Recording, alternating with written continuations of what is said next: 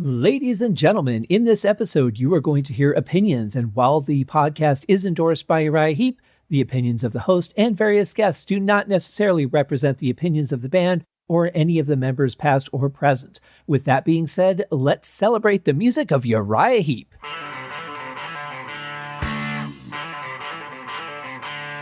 Welcome to Uriah Heep, the Magician's Podcast.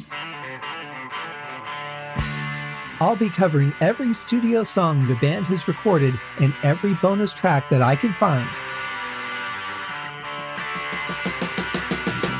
Each week we'll go over a new song from the beginning to where they are currently, and as they keep adding albums, I'll keep adding shows. Let the deep dive party begin.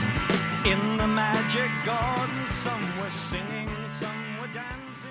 Hello and welcome to another episode of Uriah Heep, the Magician's Podcast. I am your host, Scott Haskin, and we are starting season 10 today with the album Firefly.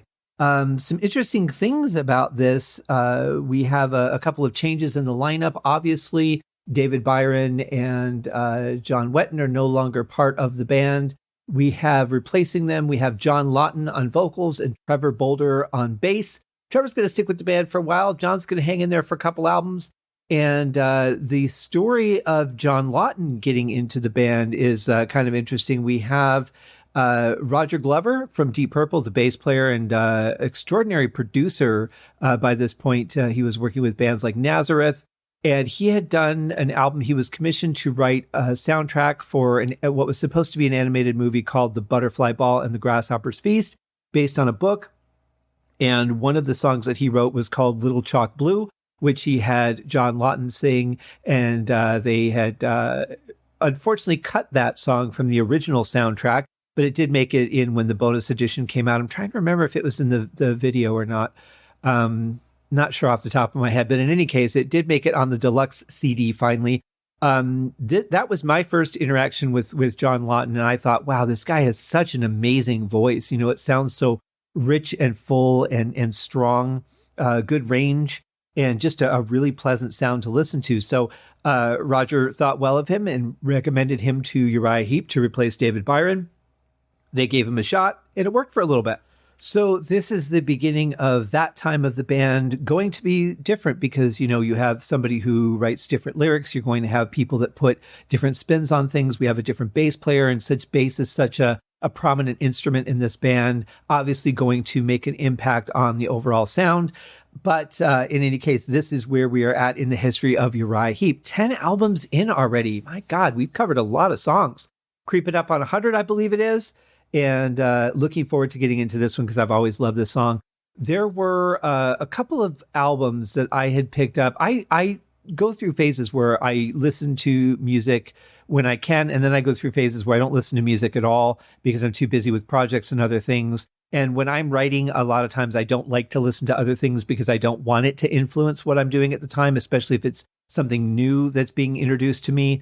So there was a period where I was just kind of catching up with bands that I knew, and I was getting best of albums. And there was a couple that I had got from Uriah Heep. There was one called, I think it was The Best of Uriah Heep, which was a single CD. And then there was an anthology that was a double CD, or maybe I got the vinyl. I can't remember now. Might have been the vinyl. But in any case, The Hanging Tree was one of those songs. So I'm a little more familiar with this song than I am some of the others on the album. And I really like it. From the very opening of the song, I think it just sets a real interesting mood. But the album itself, Firefly, we've got a few songs on it. We've got some demo versions. We've got some previously unreleased stuff to listen to. So it's chock full of goodies here. We have a lot to cover. Speaking of the cover, though, the cover of the album is very interesting. There is a sort of female Shirley Temple-looking person in a cloak with a cape, riding a firefly, or as we used to call them, lightning bugs. They're the weirdest things, let me tell you. If you've never hunted lightning bugs, it's an experience. So growing up in Michigan, we had a lot of little woodsy areas. We had a lot of little, lakes and ponds and things to go to and visit. And over by some family, they lived near this woodsy area by part of the lake. And we went one night and caught lightning bugs. Now, it's pitch black out. Maybe a little bit of light coming from the moon, but all you see are these little amberish balls of light in the air, and they're just kind of, gently flying here and there. They turn on, they turn off. You really don't know whether they're there or not. They can just, you can run into them because you don't know they're there if the light's not on. But you cup them in your hands and you put them in a jar, and then you have this whole jar full of things that are probably pretty pissed off that they're in a jar and feel stupid that they got caught. And now they're stuck, and just little lights going off in all the jars. So we collected like 2 really large, like I would say, what were they, like lemonade jars or something, like something that you would bring to a picnic, like a large jar for a vast amount of liquid for feeding people all day. So I'll call them lemonade jars. So we have a couple of these things, and we bring them back to the house, and we now get to see what they look like in the light, and they're not as attractive as they are when you're in the dark, and they're just this beautiful little light. But in any case, I think we just took them, and we were like, oh, okay, well, that's cool, I guess. And then we just took them outside and let them go, because what else are you going to do with a jar full of bugs? Don't really want those. I really hope I never drank lemonade out of that again. But in any case, they're really kind of neat. So if you've never experienced those, they're really cool. And that is what this person is writing on the cover, kind of reminiscent of their days in the fantasy realm, thinking about albums like Demons and Wizards, Magician's Birthday. Definitely has a fantasy feel to the cover. It kind of looks like she's emanating a rainbow, although the rainbow does pass down beyond the firefly. So, but the way that she's got her arms out, it just kind of looks like she's creating that. And then you have the moon off to one side. I had to laugh a little bit, though, because I thought there was a face in the sky, and I'm looking at it, and I'm looking at it, and I'm looking at it, I'm going, what the hell is that supposed to be? Well, I had done some cleaning last week, and a fair amount of dust had gotten on top of the CD, and I didn't notice that it was dust because of the angle of the CD. The light wasn't reflecting on the cover. So anyway, once I wiped that off, it turns out that it's just an area full of stars. Very nice. And it's one of those moments where, you know what, you just have to laugh at yourself. If you can't laugh at yourself, you're probably taking life too seriously. So, I'm not saying that you have to do something to create a reason to laugh at yourself, but if you have one, don't be afraid to do it. But other than that, it's a very beautiful fantasy looking thing. She's flying over, what I kind of think was the sea, but there's like a lot of coral and really weird shapes. So it could be over some sort of forest at nighttime or in the wintertime. I'm not sure. They kind of look like they might be trees, but they kind of look like they're waves. I'm not really sure. In either case, it's a really nice looking fantasy album cover. And I really like the font too, that they put Uriah Heep Firefly at the top. I don't know what font that is, but it's really nice, actually. I really like the curve on the H of the word Heep. I think it's a good logo for the band, and definitely fits in with the fantasy sort of theme, but very well done in any case. I do like it better than I've liked some of the other album covers. But anyway, what's most important, though, in an album is the music, because I honestly can't say I've ever once bought an album because of the album cover. I might pick it up and go, hey, who's this or what's going on here? But I don't think I've ever solely purchased an album specifically because of the cover. However, there were plenty that I picked up, looked at the back of and thought, oh, this is interesting, or oh, this person's on this album, and then bought it. But that was the reason I turned it over, was the cover, but the cover wasn't the sole reason that I bought it. If that makes any sense, or if I'm babbling, that's fine. Just skip ahead. Actually, you can stop skipping ahead because I'm done talking about that. So the first song here, The Hanging Tree, is credited to Ken Hensley and Jack Williams in February of 1977, released on the Firefly album. Introducing new members, introducing a new sound, a new feel, introducing a different studio recording. So it's always interesting to start a new album project. You get really comfortable with the sound a couple songs in, kind of know what you're getting into with the mix, and we'll just give it a shot. So here is The Hanging Tree by Uriah Heep off the album Firefly.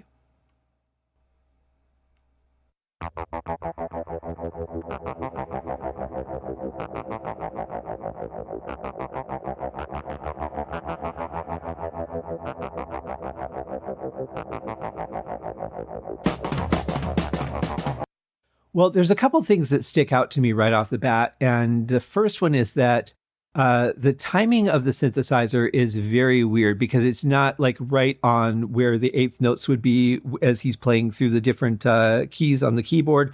but it throws it off a little bit for me, but it does sound pretty cool. I love the coldness of this particular sounding synth. And you're thinking about, a song called The Hanging Tree, probably not a pleasant tree, probably one that you wouldn't want to hang out under. Probably a lot of bad things have happened on this tree.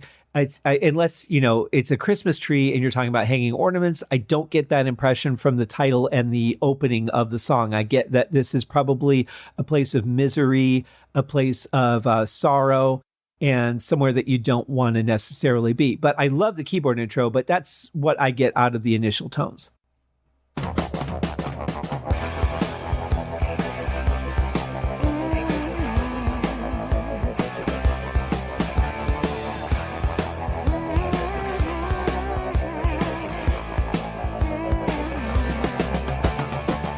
Well, if you're wondering what kind of song this is, if you landed on this one particular word, you'd be right. It's a shuffle. We've got ba-boom, ba-bap, ba-boom, ba-bat, good feel to it. Something that you kind of don't expect at all coming in off of that keyboard intro.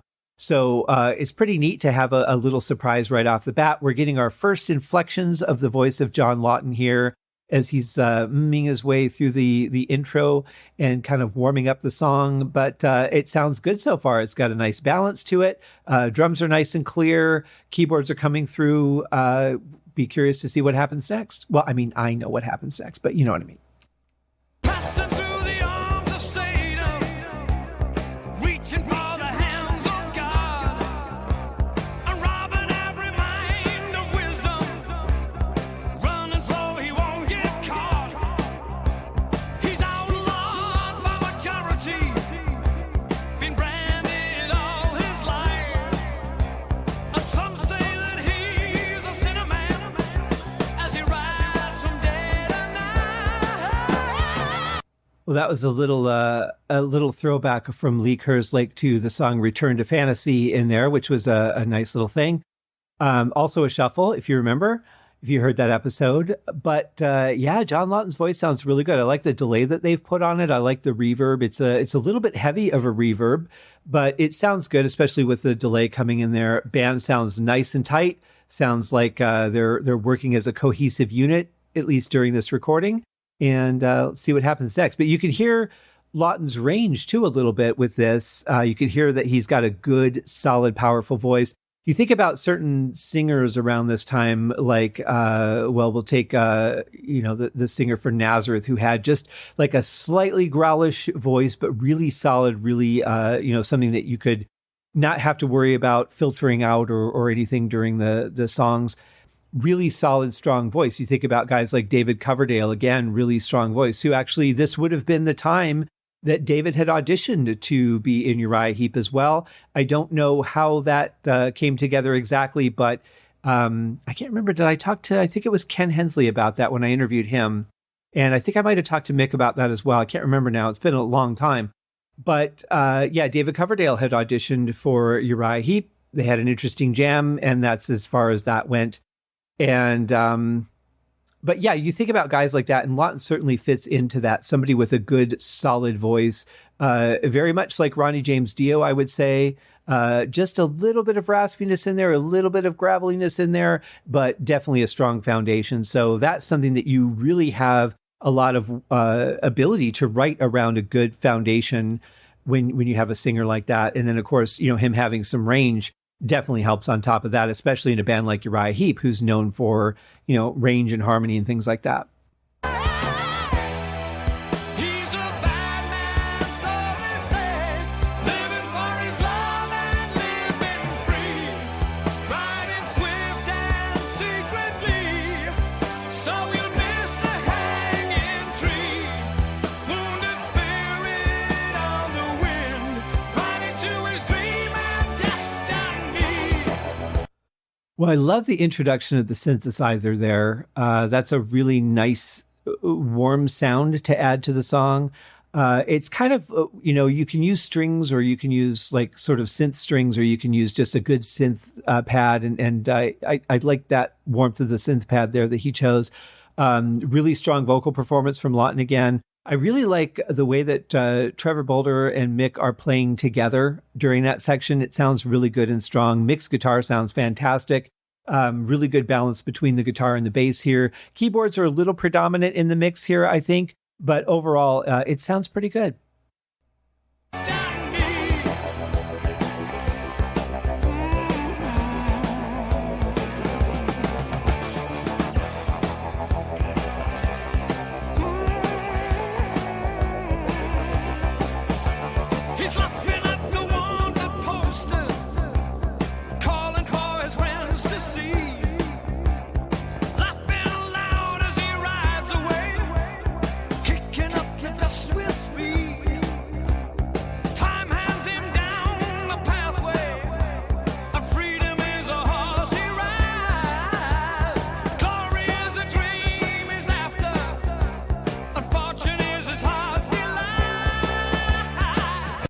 I really like the way that Mick drew back during this part, and he's just keeping the pulse going, you know, bridging the gap between the bass and drums versus the melodic side of things. It really is just a testament to how he plays for the song itself and not, you know, hey, look what I'm doing, or yeah, I'm just going to add in a bunch of stuff here for no reason. He really plays for the song, and he knows when to drop back and let something else be forward. But I really like it. I think it sounds great there. I love the tone of his guitar on this song, and hopefully that will, you know, carry through the rest of the album. From what I remember, the album is mixed pretty consistently. Been a while since I've actually heard it from start to finish. But in any case, yeah, I really like that. I do think that the vocal reverb and delay gets to be a little bit much in this verse. It starts to confuse things just a little bit. And I think that the synth is just a little bit too loud, but I love what everyone's doing here. I think it's a very cohesively written and recorded song, and I'm glad they did it and put it out.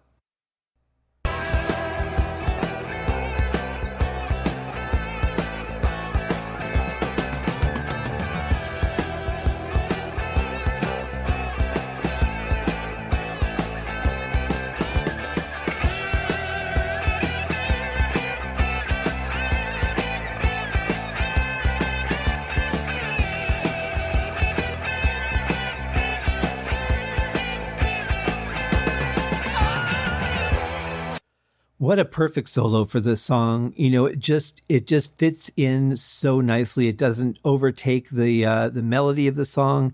It fits within the scale and just the feel of the song itself. I love the dual guitar sound on it.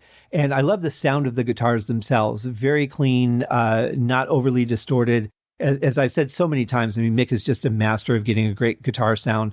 But yeah, very cool part. Interestingly, the bass has not been the typical bass that we're used to with Uriah Heep, where it's kind of adventurous and playing all over the place. He's very much sticking to the tempo and just the bass line being a more basic bass line than we're typically used to hearing. And it could just be the particular song. It could be the way that he felt it.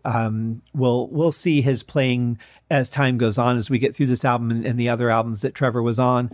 But definitely interesting. It's a different kind of sound for Uriah Heep right off the bat. And you always have to think, too, that when you're choosing a song to be the opener of an album, you're setting the tone for the album. But in this case, you're also kind of setting the feel for the lineup as well, because there's a lot of people who are going to be like, oh, you know, Byron's not in the band anymore. And, you know, John Wetton's not in the band anymore. It's going to be a whole different thing. So there's going to be a lot of people that are just going to be skeptical just because it's a lineup change. And that's okay. So it's a very important thing, the song that you put first on the album, to represent not just the album, but that lineup. And so having something that's played a little more basic could be the right choice. We'll see as time goes on. But it's a great song, you know, from the synth opening. It's a great opening for an album.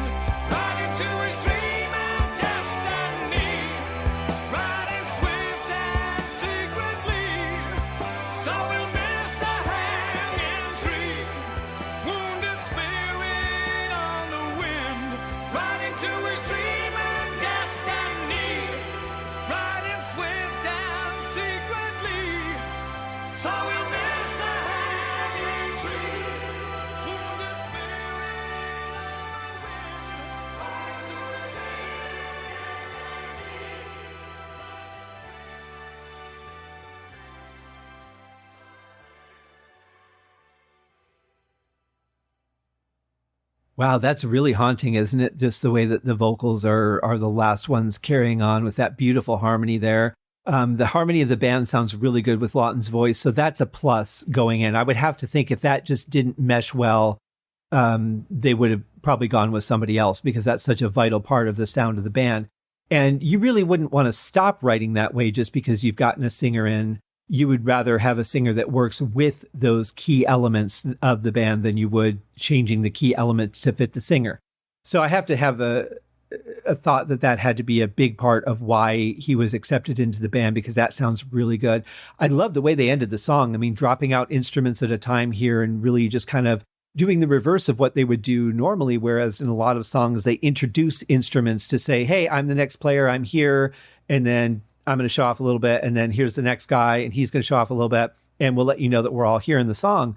I like they've done the opposite of that and just kind of dropped everybody out one at a time. So it really creates a haunting, almost disconcerting feel because you don't get that finality of an instrument. It just disappeared instead of this is the last thing that it played as the song faded out and everyone was still together. To have it so, individual and not together is a really interesting strategy to use when it comes to writing and recording and mixing and all that. I like it, though. I think it's really cool. I like the order that they dropped everything out into. But it's an interesting riff, too, during that chorus, because it's one of the things that I've said on the show that I think Uriah Heep is not really credited with, but is very good at, which is dragging notes in a riff.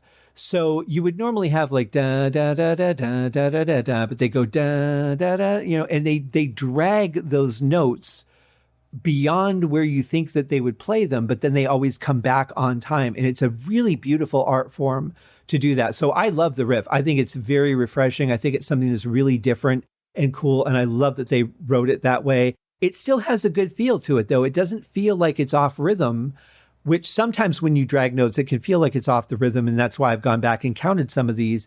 But in this case, I think it works great. So yeah, great song, great start to the album. I love John Lawton's voice. I think he's a fantastic singer. And I just remember being so excited when I got to hear the bonus track on Butterfly Ball. Didn't know who he was, but immediately just fell in love with his voice. I think he's just got such a fantastic voice and he's got such a style. Visually, there was a little bit of a change too with the band. He wears makeup in a lot of the pictures and some really funky clothing. So it was almost like, you're not just adding a singer, you're adding an image, which is of course the case when you add somebody who is a frontman for the band. Who they are affects the image of the band, but especially when you're doing visual changes as well.